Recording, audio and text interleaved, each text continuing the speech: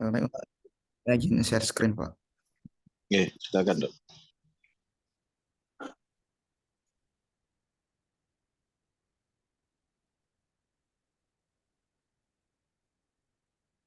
Baik, terima kasih untuk waktunya, Pak dan teman-teman. Selamat pagi. Sebelum itu saya ucapkan Om Swastiastu. Jadi di sini kami dari kelompok 7 akan menjelaskan mengenai peran seni keagamaan dalam membentuk kepribadian yang estetis. Nah, di sini ada nama-nama anggota dari kelompok 7. Yang pertama ada Ana Agung, istri Agung, Cynthia Maleka Putri dengan NPM akhir 025. Ada Ananda Pramesti dengan akhiran NPM 009. Ada Nikadek Dita Cahaya Dewi dengan akhiran NPM 038.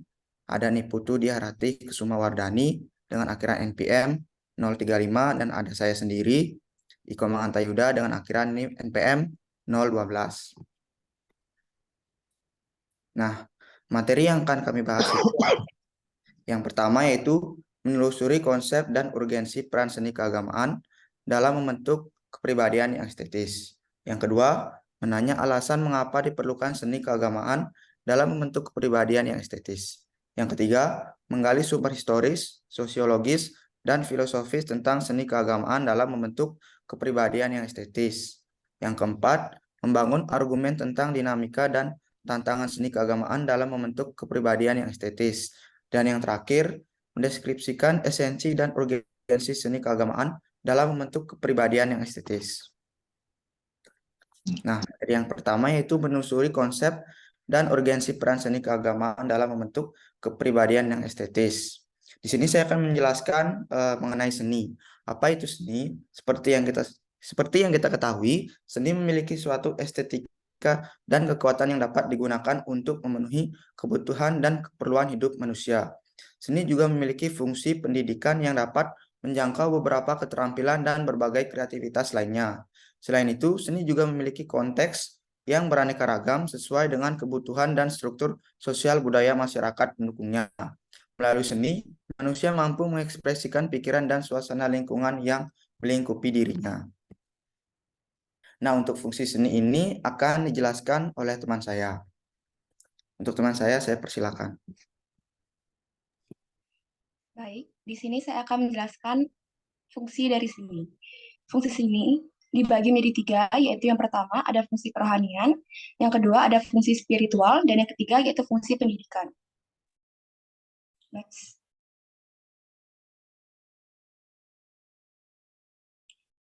Fungsi seni yang pertama yaitu fungsi kerohanian. Seni mempunyai fungsi kerohanian, yaitu mendekatkan manusia dengan dewa yang dipuja seperti melakukan kegiatan persembahyangan. Fungsi seni yang kedua yaitu fungsi spiritual. Spiritualitas artinya kepercayaan pada sesuatu yang berada di luar diri, misalnya tradisi dan agama. Selain dengan Tuhan, kepercayaan juga melibatkan hubungan individu dengan sesama maupun dunia secara keseluruhan. Fungsi seni yang terakhir atau yang ketiga yaitu fungsi pendidikan. Seni mempunyai fungsi pendidikan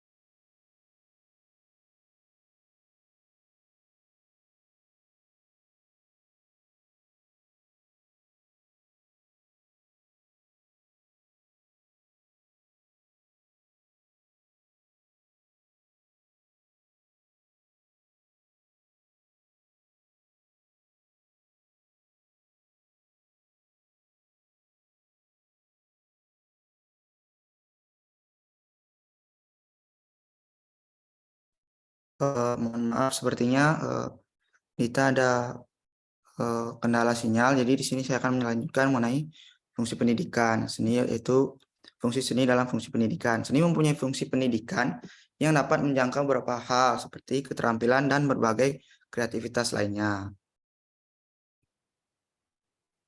Nah, untuk jenis-jenis seni ini akan dijelaskan oleh teman saya persilakan.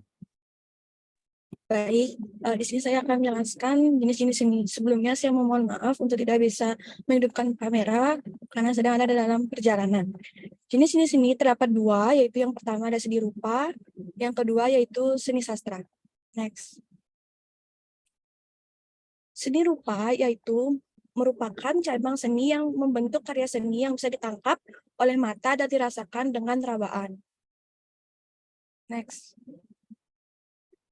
Pesan yang diberikan oleh seni rupa mempunyai hasil olahan dari konsep garis, bidang, bentuk, volume, warna, tekstur, dan pencahayaan dengan acuan estetika. Bidang seni rupa ini banyak ragamnya, seperti seni rupa murni, seni rupa terapan, atau seni rupa kriya dan desain. Contohnya seperti patung Garuda Wisnu Kencana yang ada di Bali. Yang kedua, saya akan menjelaskan tentang jenis sastra. Seni sastra. Seni sastra yaitu seni yang sangat berkaitan dengan sastra. Sastra adalah bahasa yang terdiri dari kata-kata dan gaya bahasa yang dipakai dalam kitab-kitab, bukan bahasa sehari-hari. Seni sastra yang diwujudkan dalam bentuk karya sastra memiliki beberapa fungsi penting dalam masyarakat. Fungsi-fungsi tersebut diantaranya yaitu yang pertama, sebagai sarana menyampaikan pesan moral. Yang kedua, sebagai sarana menyampaikan kritik. Yang ketiga, menumbuhkan rasa nasionalisme dan penghargaan terhadap kebudayaan daerah sebagai bagian dari kebudayaan nasional. Dan yang keempat, membangun argumen tentang dinamika dan tantangan seni keagamaan dalam membentuk kepribadian yang estetis. Baik, materi selanjutnya akan dijelaskan oleh teman saya. Baik, di sini saya akan menjelaskan alasan mengapa diperlukan seni keagamaan dalam membentuk kepribadian yang estetis. Yang pertama, seni tari merupakan pencetusan atau ungkapan jiwa manusia melalui gerak ritmis yang dapat menimbulkan daya pesona. Yang kedua, seni suara adalah suatu karya seni keagamaan yang menggunakan media suara atau vokal dalam agama Hindu yang disebut dengan Dharma Gita. Yang ketiga, seni rupa dari segi historisnya adalah budaya yang berasal dari budaya yang asing masuk ke Indonesia, seperti halnya India, Cina, Tionghoa, dan lain-lain. Yang keempat, seni bangunan atau arsitektur adalah perpaduan antara seni dengan berbagai pengetahuan mengenai ilmu bangunan.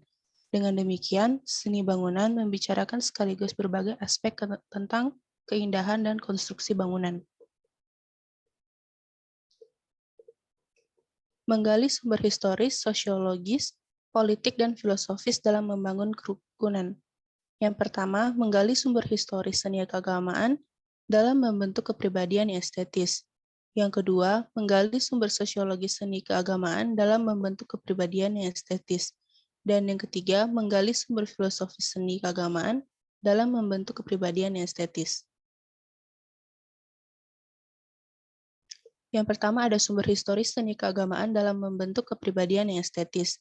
Perkembangan seni keagamaan di Indonesia dari segi historisnya, khususnya pada zaman Hindu, diakui berasal dari budaya asing yang dibawa oleh negara lain, yaitu raja-raja yang berkuasa dan pedagang-pedagang luar yang datang ke Indonesia, sehingga tersebar secara proses imitasi atau peniruan, proses adaptasi atau penyesuaian, dan proses kreasi penguasaan. Contoh dari sumber historisnya itu Candi Penataran.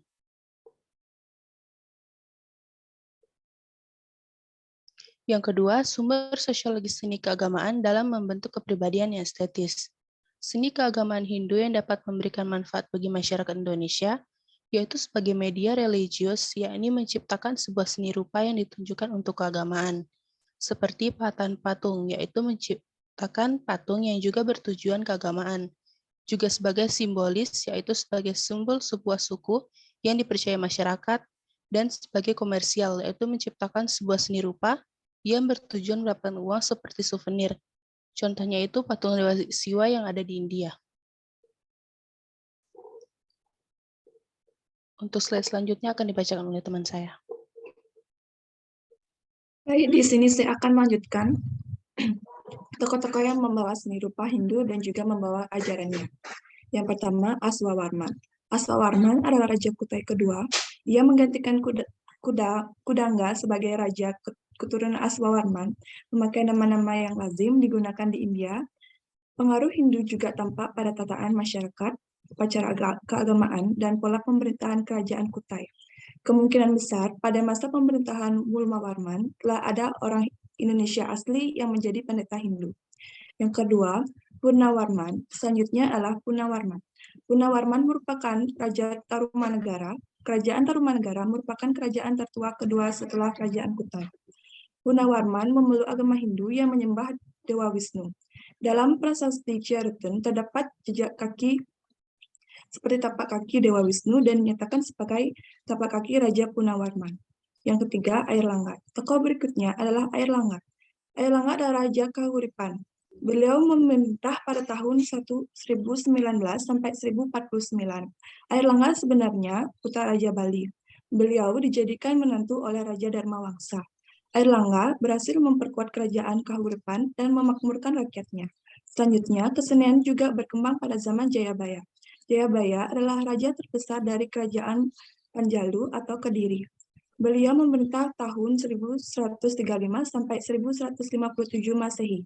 Namanya selalu dikaitkan dengan jangka panjang Jayabaya yang berisi ramalan-ramalan tentang nasib Pulau Jawa. Keberhasilan dan kemaksyuran Raja Jayabaya dapat dilihat dari hasil sastra pada masa pemerintahannya. Next. Selanjutnya, sumber filosofis seni keagamaan dalam membentuk kepribadian yang estetis. Pada awalnya, seni sepenuhnya diabadikan untuk pelaksanaan upacara agama. Tapi lama-kelamaan, seni juga diciptakan sebagai alat untuk memuaskan hati dan pikiran manusia. Sehingga seni juga dijadikan sebagai hiburan. Kesadaran terhadap adanya transformasi budaya yang merupakan proses yang terus berlanjut dapat membentuk jati diri budaya nasional. Proses awal perkembangan seni itu melalui tahap awal peniruan dan tahap adaptasi penyesuaian. Kesadaran terhadap adanya transformasi budaya yang merupakan proses yang terus berlanjut dapat membentuk jati diri budaya nasional. Proses awal perkembangan seni itu melalui tahap awal peniruan dan tahap adaptasi penyesuaian. Tahap-tahap yang dimaksud, tahap pertama yaitu peniruan unsur-unsur budaya India tanpa seleksi. Tahap kedua yaitu penyesuaian unsur budaya India dengan unsur-unsur budaya sendiri. Tahap ketiga, tahap yang terakhir yaitu penguasaan unsur-unsur budaya India sebagai kelengkapan dalam pembentuk kepribadian budaya bangsa. Bentuk ketiga inilah yang menampilkan bentuk ungkapan sebagai penemuan jati diri budaya Indonesia dari pengaruh perkembangan agama Hindu. Next. Selanjutnya, membangun argumen tentang dinamika dan tantangan seni keagamaan dalam membentuk kepribadian yang estetis. Banyak hal yang dialami sejak awal perkembangan seni di Indonesia. Mulai kejayaan budaya masa kerajaan Singosari dan Majapahit, karya-karya seni rupa pada masa Singosari dan Majapahit merupakan wujud kegemilangan seni rupa Indonesia Hindu yang bergaya klasisisme. Secara garis besar, pengembangan seni rupa di Jawa Timur dimulai masa peralihan Singosari, Majapahit, dan masa akhir pengaruh Hindu. Pengaruh agama Hindu mengalami perkembangan yang besar diawali di daerah Jawa Timur pada masa kepemimpinan Raja Sindo yang bergelar Sri Maharaja Sri Icana Wikramatunggadewa dan memerintah pada tahun 929 sampai 947. Daerah kerajaan Sindok terletak di sekitar Gunung Semeru dan Gunung Wilis, yaitu daerah Surabaya, Malang, dan Kediri. Beberapa candi yang ditemukan di Jawa Timur pada masa kerajaan ini adalah Candi Badut, Candi Songoriti, Candi Belahan, Pemandian, Jolotundo, Gua Selemaleng, dan bangunan lainnya di Penanggungan. Next. Selanjutnya, perkembangan seni keagamaan mengalami kemunduran pada akhir zaman pengaruh Hindu. Wilayah kekuasaan kerajaan Hindu yang berada di Jawa Timur semakin berkurang. Begitupun seni budayanya menyusut perlahan. Ketika berkembangnya pengaruh agama Islam. Dengan pengaruh agama Islam tersebut, kerajaan Majapahit banyak mengalami kemunduran di berbagai bidang. Kemunduran terjadi juga pada bidang keseni rupaannya. Hasil-hasil kesenian zaman akhir ini ada kecenderungan untuk kembali ke zaman prasejarah. Misalnya pembuatan candi suku dan candi Cerodi, Gunung Lawu seperti susunan bangunan Punden Berunda. Dari hal tersebut, di atas berdasarkan pengalaman sejarah, menunjukkan bahwa dinamika perkembangan seni keagamaan Hindu di Indonesia mengalami pasang surut. Pada mulanya, sejak awal perkembangan di Indonesia mengalami pertumbuhan yang begitu pesat. Hal ini karena agama Hindu melalui Kitab Suci Weda mensuratkan adanya ilmu kesenian itu melalui Gandharva Veda. Seni yang dijiwai oleh ajaran agama dapat memberikan inspirasi dan imajinasi yang kuat dalam mewujudkannya. Selanjutnya akan dijelaskan oleh teman saya.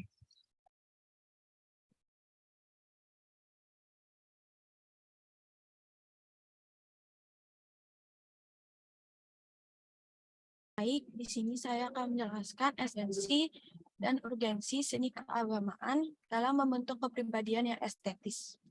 Secara sederhana, seni dapat diartikan sebagai hasil ciptaan atau buah dari pikiran manusia yang diungkapkan dalam wujud dan suara yang dapat didengarkan yang ditunjukkan dengan kemahiran teknis, sehingga dapat memberikan kebahagiaan hati dan hidup. Seni memiliki beberapa fungsi atau peranan dalam kehidupan manusia, antara lain sebagai media atau sarana komunikasi, sebagai media atau sarana mengekspresikan diri atau untuk mencapai kepuasan batin. Pada awalnya, seni sepenuhnya diperlukan dan diabdikan untuk melaksanakan upacara agama. Secara segi historis, perkembangan seni keagamaan Hindu di Indonesia diakui berasal dari budaya asing yang dibawa oleh negara lain. Kerajaan-kerajaan yang berkuasa dan pedagang-pedagang luar yang datang ke Indonesia, sehingga tersebarnya secara proses imitasi atau peniruan, proses adaptasi atau penyesuaian, proses kreasi atau penguasaan. Dari segi aspek filosofis, jati diri seni yang berkembang di Indonesia tidak bisa dilepaskan dengan sejarah perkembangan dan pengaruh Hindu yang berlandaskan seni budaya prasejarah. Seni diketahui ada yang profan dan ada yang sakral. Alam seni sakral ini memiliki rasa religius atau religious sense yang mampu memberi kepada setiap pribadi dalam bentuk ungkapan dan perasaan religiusnya yang dilakukan dalam setiap upacara kebaktian sebagai sebuah ungkapan kesucian perasaan dan jiwa dalam membentuk kepribadian yang estetis. Next.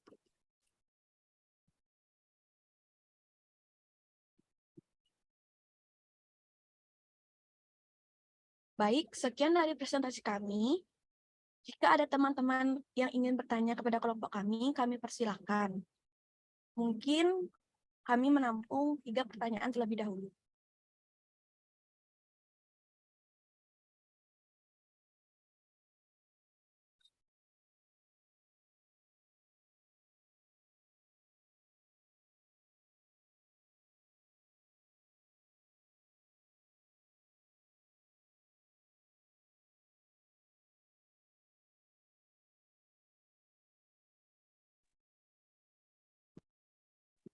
Baik, di sini sudah ada penanya. Yang pertama, Gusti Agung Ayu Karina, mungkin disilakan pertanyaannya. Baik, di sini saya akan bertanya, mengapa seni keagamaan Hindu mengalami kemunduran? Terima kasih. Baik, terima kasih. Untuk jawabannya mohon ditunggu. Untuk Anak Agung Istri Dwi Wantari, silakan pertanyaannya. Baik, terima kasih waktunya. Sekarang saya izin bertanya, apa sih yang dimaksud dengan aliran klasikisme? Terima kasih. Terima kasih untuk pertanyaannya. Mohon ditunggu untuk jawabannya. Akan berdiskusi. Untuk yang selanjutnya, Esa Kumaladinanti, silakan pertanyaannya. Baik, izin bertanya, seperti yang kita ketahui, di Indonesia ini kan terdiri dari berbagai jenis seni. Nah, bagaimana proses awal perkembangan seni tersebut? Terima kasih. Baik, terima kasih untuk pertanyaannya. Mohon ditunggu untuk jawabannya. Kami akan berdiskusi sebentar.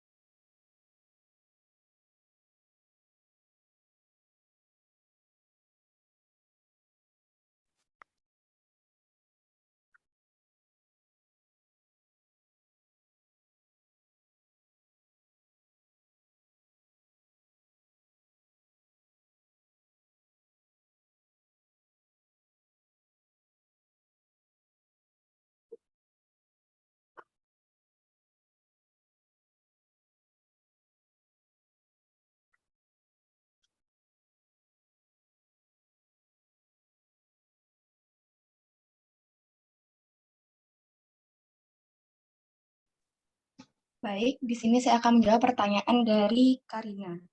Pertanyaan dari Karina yaitu mengapa seni keagamaan Hindu mengalami kemunduran. Hal ini dikarenakan runtuhnya kerajaan yang bercorak Hindu, yaitu kerajaan Majapahit, dan pada saat bersamaan pengaruh agama Islam mulai masuk dan berkembang di Nusantara. Apakah jawabannya bisa diterima? Bisa. Terima kasih. Terima kasih, Karina.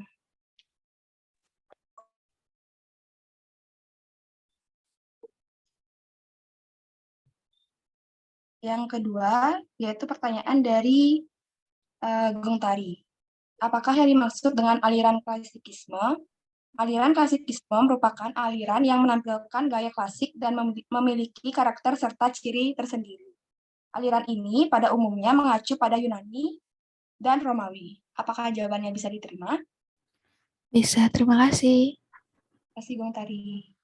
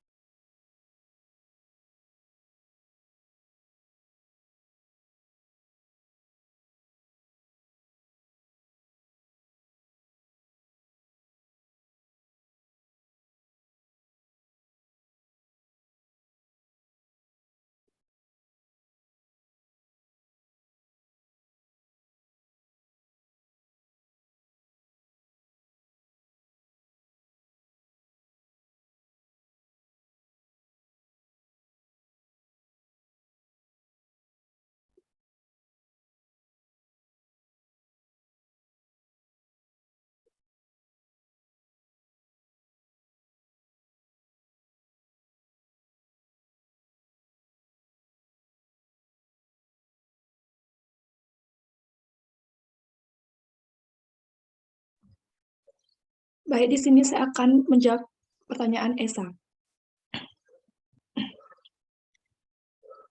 yaitu seperti yang kita ketahui di Indonesia ini akan terdiri dari berbagai jenis seni, dan bagaimana proses awal perkembangannya seni itu. Jadi, proses awal perkembangan seni itu melalui tahap awal peniruan dan tahap adaptasi penyesuaian. Kesadaran terhadap adanya transformasi budaya yang merupakan proses yang terus berlanjut dapat membentuk jati diri budaya nasional. Tahap pertama yaitu penerimaan unsur-unsur budaya India tanpa seleksi. Tahap kedua yaitu penyusahan unsur budaya India dengan unsur-unsur budaya sendiri. Tahap yang terakhir yaitu penguasaan unsur-unsur budaya India sebagai kelengkapan dalam membentuk kepribadian budaya bangsa. Bentuk ketiga inilah yang menampilkan bentuk ungkapan sebagai penemuan jati diri budaya Indonesia dari pengaruh perkembangan agama Hindu. Apakah bisa diterima? Baik, bisa. Terima kasih. Terima kasih.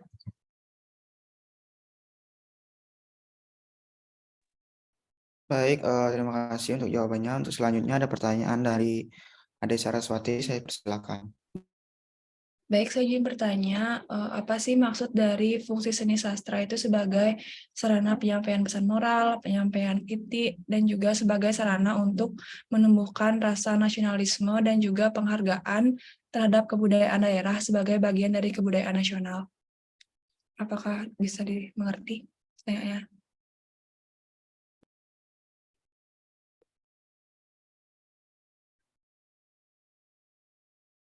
Baik, terima kasih untuk Ade Saraswati. Untuk pertanyaan selanjutnya dari Adia, coba saya persilakan.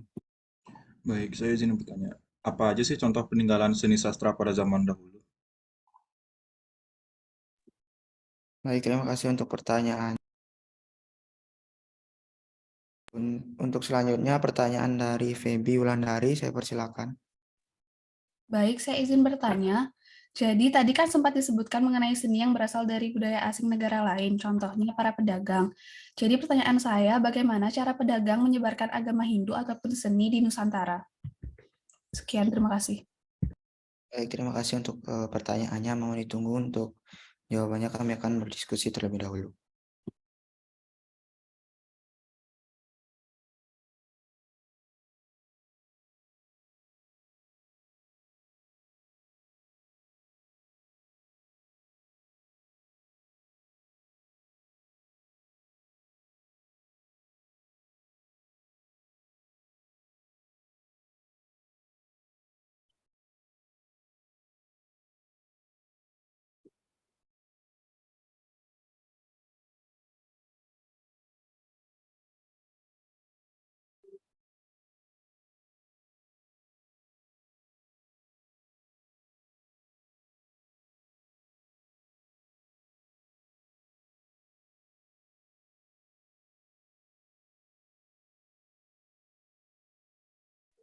Saya izin menjawab pertanyaan dari Saras tadi.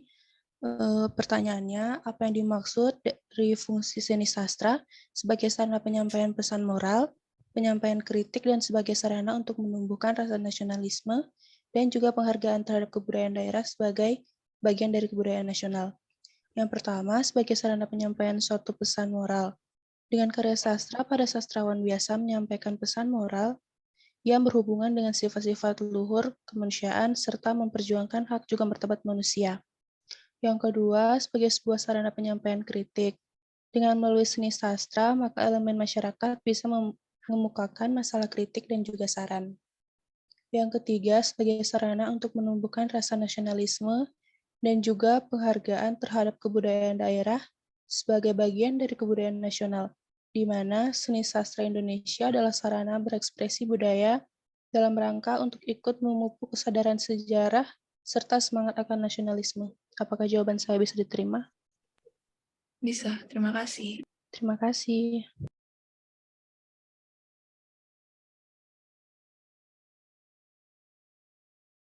Baik, di sini saya izin menjawab pertanyaan dari Adia. Tadi bertanya, apakah contoh peninggalan seni sastra pada zaman dahulu? Jadi peninggalan karya sastra atau seni sastra yang terdapat pada zaman dahulu itu berupa kitab Sutasoma, kitab Negara Kertagama, dan kitab Bharatayuda. Apakah bisa diterima? Bisa. Terima kasih. Ya, terima kasih.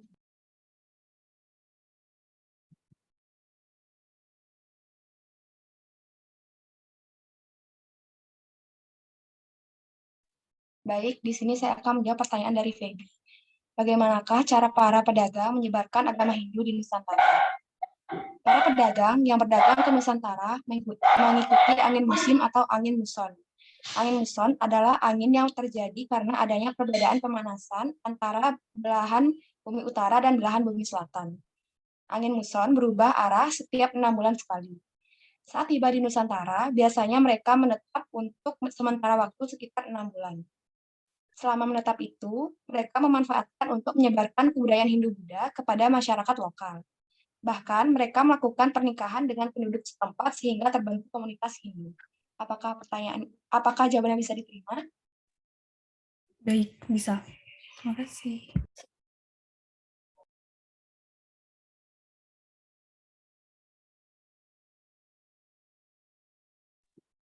Baik, untuk pertanyaan selanjutnya, untuk Wayan Galuh, dipersilakan.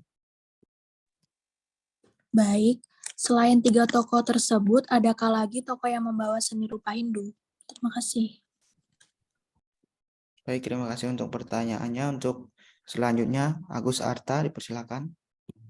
Baik, apa fungsi seni dalam dunia pendidikan selain mejejahitan? Terima kasih. Baik, terima kasih Agus Arta untuk pertanyaannya. Untuk pertanyaan selanjutnya dari Azara Putri, dipersilakan. Saya izin bertanya, bagaimana cara Anda menjelaskan keterkaitan antara agama dan spiritualitas? Terima kasih. Terima kasih Azara untuk pertanyaannya. Untuk yang terakhir adalah Gede Desna, dipersilakan pertanyaannya. Izin bertanya, apakah yang dimaksud dengan seni yang bersifat sakral? Terima kasih. Terima kasih untuk pertanyaannya. Mohon ditunggu, kami akan berdiskusi terlebih dahulu.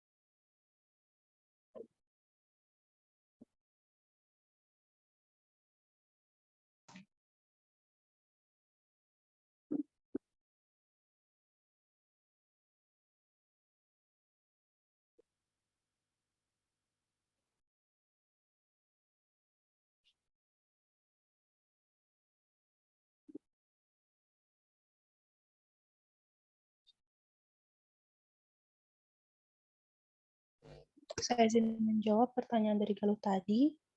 Selain ketiga tokoh tersebut, ada tokoh lain yang membuat seni rupa, yaitu Ken Arok dan Pati Gajah Mada. Apakah jawaban saya bisa diterima? Bisa, terima kasih. Terima kasih.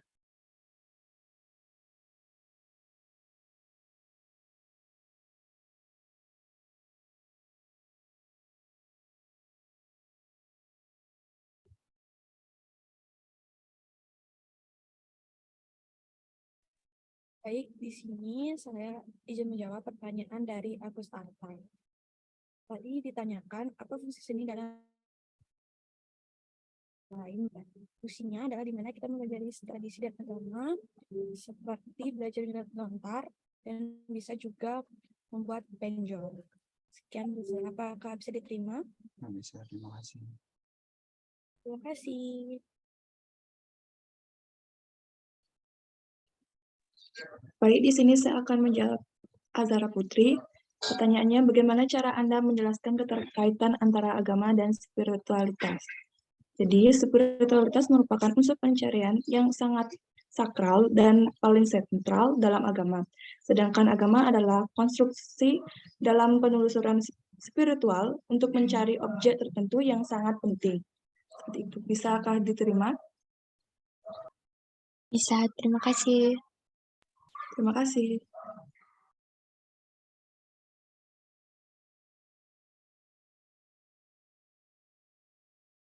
Saya izin menjawab pertanyaan dari Desna tadi tentang apa yang dimaksud dari seni yang bersifat sakral.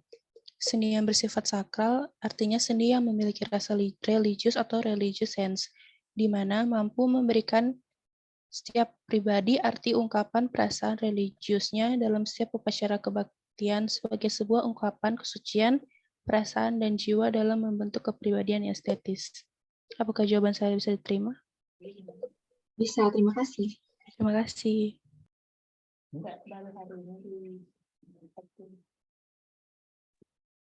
Baik, mungkin cukup untuk tanya jawab, sesi tanya jawab pada hari ini.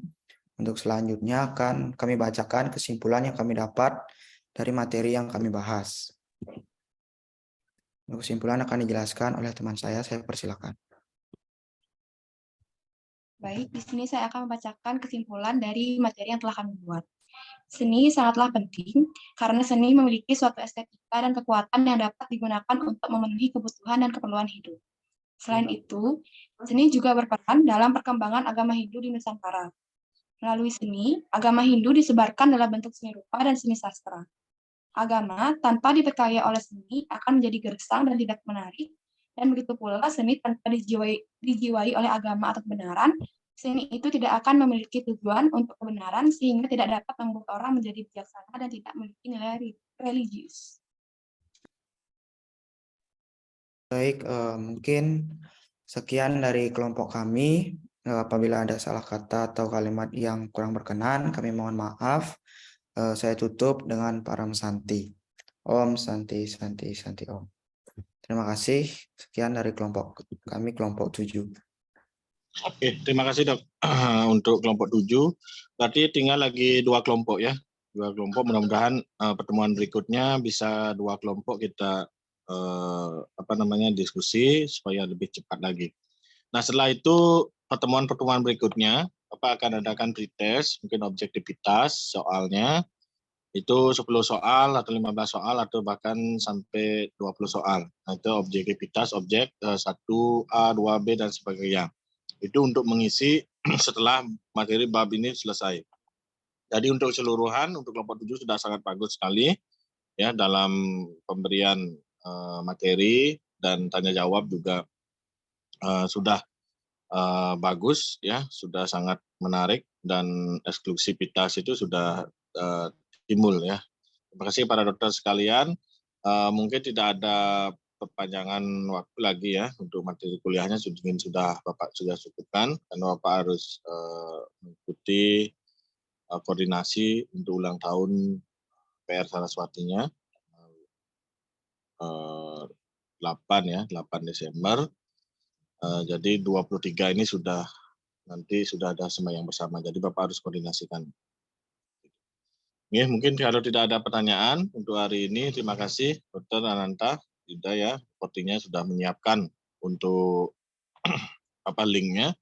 Ya mohon maaf ya, nanti lebih banyak setelah bab materi ini, lebih banyak kita akan mengisi waktu tentang tanya jawab ya, berbagai persoalan-persoalan tentang materi kuliah agama ya. Bapak inginkan ada pendapatnya, Bapak akan berikan salah satu pemateri ya.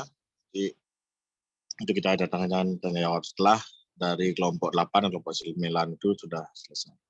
Ya, untuk hari ini mungkin sekian. Terima kasih saudara sekalian. Untuk akhir kata Bapak akhiri dengan Pramana Santi. Om Santi Santi Santi. Terima kasih. Izin untuk keluar dari Zoom meeting. Ya, terima kasih bisa dimajukan untuk materi kuliah yang lain. Terima kasih, Dok. Terima kasih Bapak. Terima kasih, Pak. Terima kasih, Pak. Terima kasih, Pak.